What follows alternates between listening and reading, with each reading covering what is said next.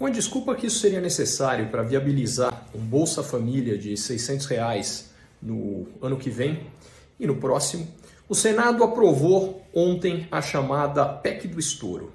Na prática, ele liberou o governo Lula, nos 2 primeiros anos, a gastar 145 bilhões de reais a mais do que seria permitido pela lei do teto do gasto, e o atual governo, o governo Bolsonaro, gastar também, agora nesse finalzinho do ano, 23 bilhões de reais a mais.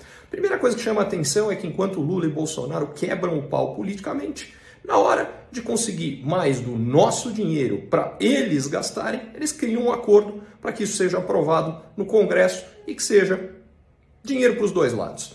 Agora, o que mais chama atenção é que o que ficou definido nessa PEC é que uma nova âncora fiscal só vai ter que ser criada, mandada pelo novo governo até o dia 31 de agosto, uma proposta de uma nova âncora fiscal. O que significa isso aqui? Quando a gente jogar fora a âncora fiscal que nós temos, que é a do teto do gasto, a economia brasileira está solta no mar. Se o mar não estiver turbulento, tá tudo bem, é igual um navio que resolve ficar solto. No caso, a gente está falando de muitos e muitos meses sem âncora. Se não acontecer nada, tá tudo tranquilo. O problema é que esse navio não tem nenhum tipo de proteção contra intempéries. A âncora existe para estabilizar algo quando a situação fica complicada no mar. A âncora fiscal tem exatamente o mesmo objetivo. Sem uma âncora fiscal, se ao longo desse período, por qualquer razão, o ambiente global econômico ficar complicado, a gente, como um navio sem âncora, vai passar por enormes chacoalhadas e, no limite, entra água demais no barco. O barco afunda. É exatamente a mesma situação da economia brasileira.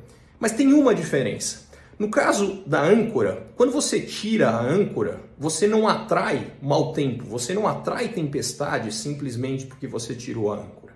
Já no caso da economia, o fato de uma economia ficar vulnerável pela falta da âncora fiscal atrai exatamente os problemas que estão ligados à falta de confiança naquele país, que a âncora está lá para proteger. Isso não é teoria, isso acabou de acontecer há poucos meses com o Reino Unido. O Reino Unido, como o Brasil, paquerou essa ideia de não levar equilíbrio fiscal a sério, acabou vivendo uma crise grave e, por consequência, é a única economia do G7 que hoje é menor do que era antes da pandemia.